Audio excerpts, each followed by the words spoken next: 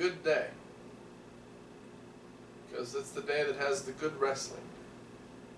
We like good wrestling. It also starts with W. Like wrestling.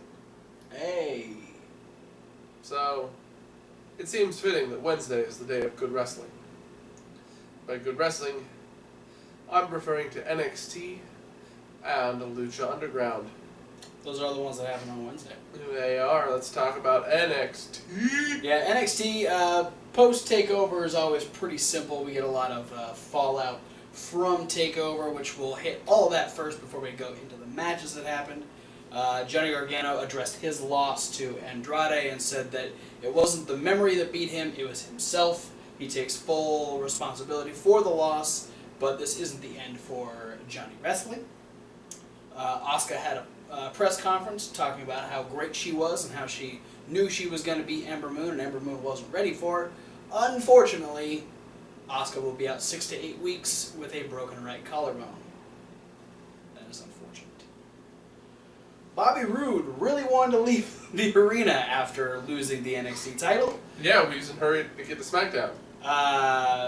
But before he left, he got blown a kiss by Roderick Strong, who said, "See you soon," and that made Bobby want to leave even more.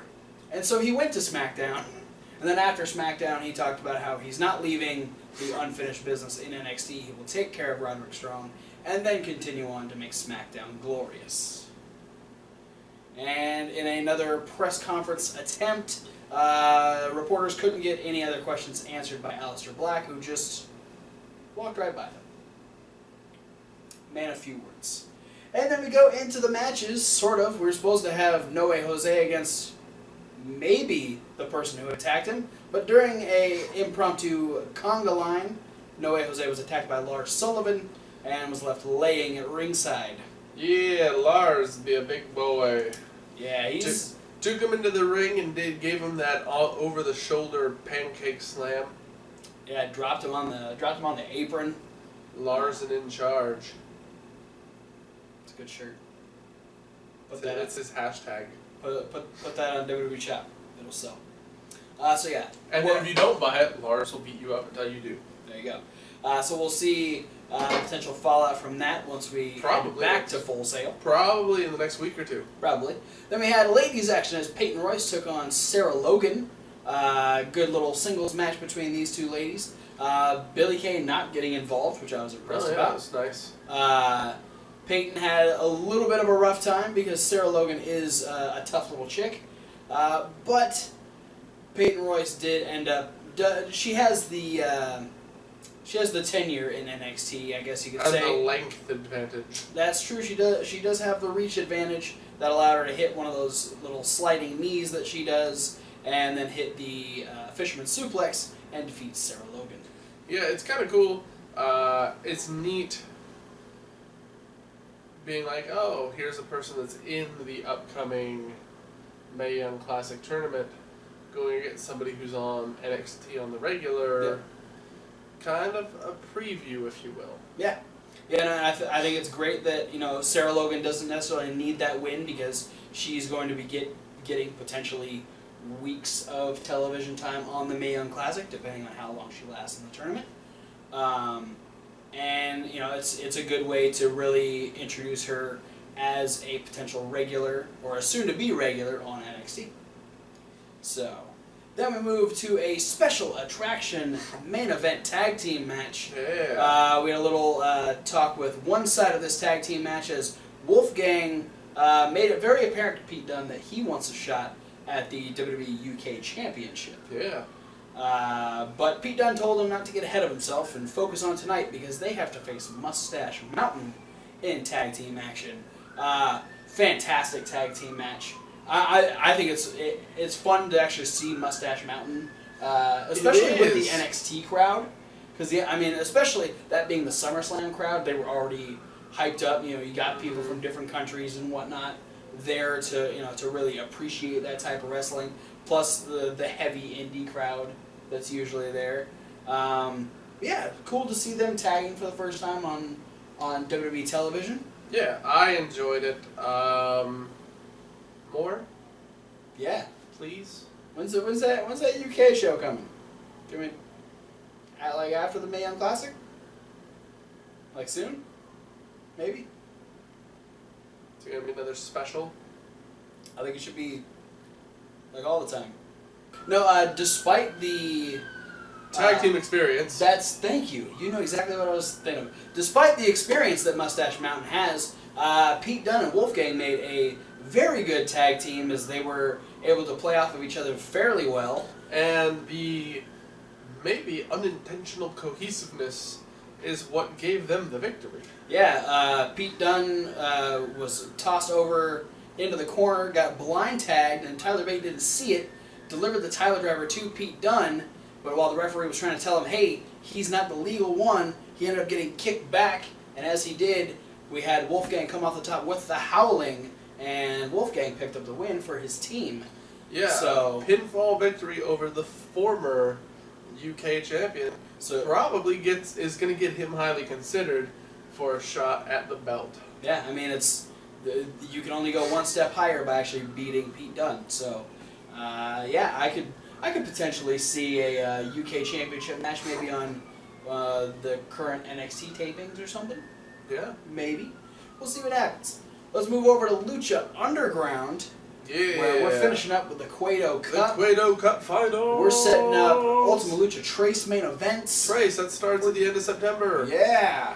4 weeks special. Yeah, the 23rd will be the first night of Ultima Lucha Tres.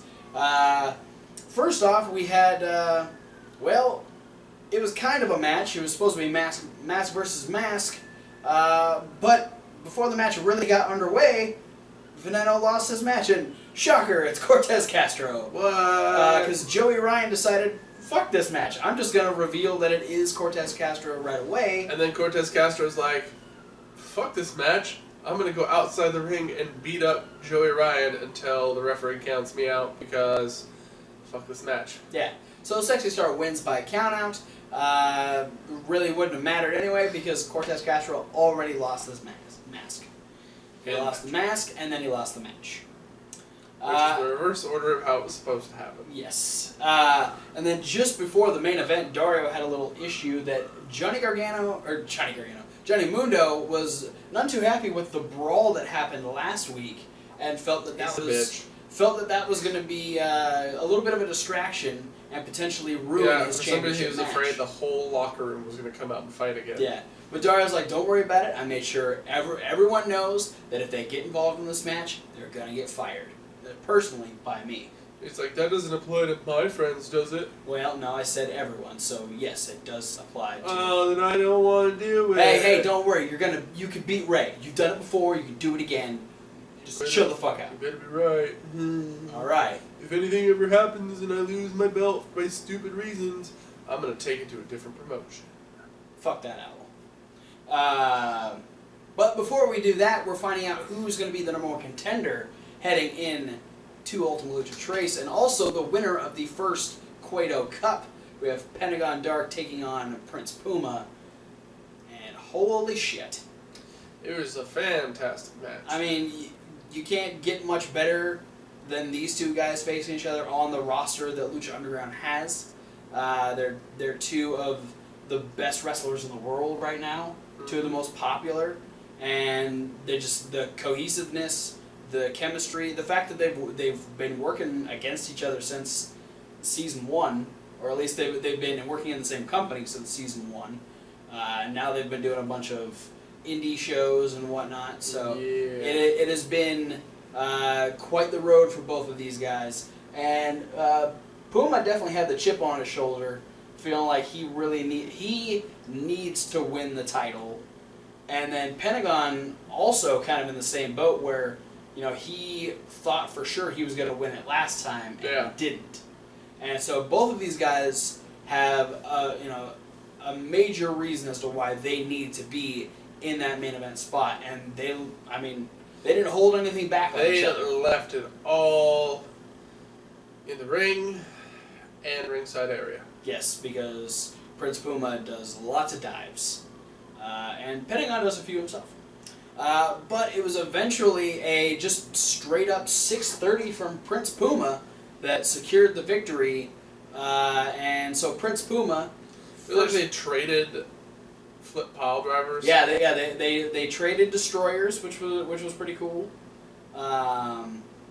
There was Pentagon kept trying to go for that little like sit up pump handle slam. Yeah, he tried to hit it multiple times. Puma took about 5 tries. Puma kept finding different little reversals to get out of it, and finally Pentagon hit it, and it wasn't enough to keep Puma down. But the 630 was enough to secure the victory for Puma, and so he is the winner of the Cueto Cup tournament. And he'll face the winner at Ultima Lucha Tres between Rey Mysterio and Johnny Mundo for the championship, which is about to happen right now. And this was another fantastic match. Yeah. It was nice to see, no one from the Worldwide Underground getting involved. And it was just... hell, nobody on the Lucha Underground roster got involved. That's true. Yeah. Fantastic match all the way through. But yeah, things got a little wonky towards the end. Yeah, Johnny Mundo was accidentally launched into a spear on the ref. Yes. So Marty Elias goes down like a sack of moldy tangerines. Leaving the match wide open for shenanigans. And the shenanigan of this one was kick Ray in the balls, and then grab your belt and try and hit him with it. But unforeseen shenanigans happened. Yeah, the shenanigans in favor of Rey Mysterio was his son Dominic coming out and beating the hell out of Johnny Mundo. Yeah. He wasn't. Did he have a different hair color than last time we saw him? He was wearing a hat last time we saw him. Oh. That's what it was. I thought it was weird too, because he had like that little like ponytail that was sticking up off the top of his head. See, I just thought he was blonde last time I... No, he was blonde when he was a kid. Yeah, no, but I thought he was blonde 3 weeks ago. I don't think so. I think it was just, hey, that's Dominic. Remember when he was blonde? Yes. Yeah, no, he was wearing a hat last time, which made it a little difficult to see. But yeah, he came out, let Johnny Mundo have it a few times, and then he let one of the security guards have it with a forearm. Yeah, he did. Security ended up chasing him away just in time for Ray to be able to try and take advantage. Tried to go. He hit the 619 in the splash. Referee comes to, is about to count the pin, and Dario Cueto pulled the referee out of the ring. Yeah, and was looking at Ray like, seriously? You're going to let something like that happen? What's wrong with you? And then he actually hit Ray. Yeah. What the fuck? And that was enough for Ray to go, okay, well, fuck you too, and drop Dario into the middle rope, hit a 619 on Dario. And at this point, Marty Elias is back up and was like, what the hell is happening? Okay, I've got to get my boss out of here. So he rolls Dario out of the ring. And that's enough of a distraction for him to let Johnny Mundo grab the belt that he was trying to use earlier and crack Ray in the back of the head. He ends up hitting the end of the world. And Johnny Mundo is still the Lucha Underground champion.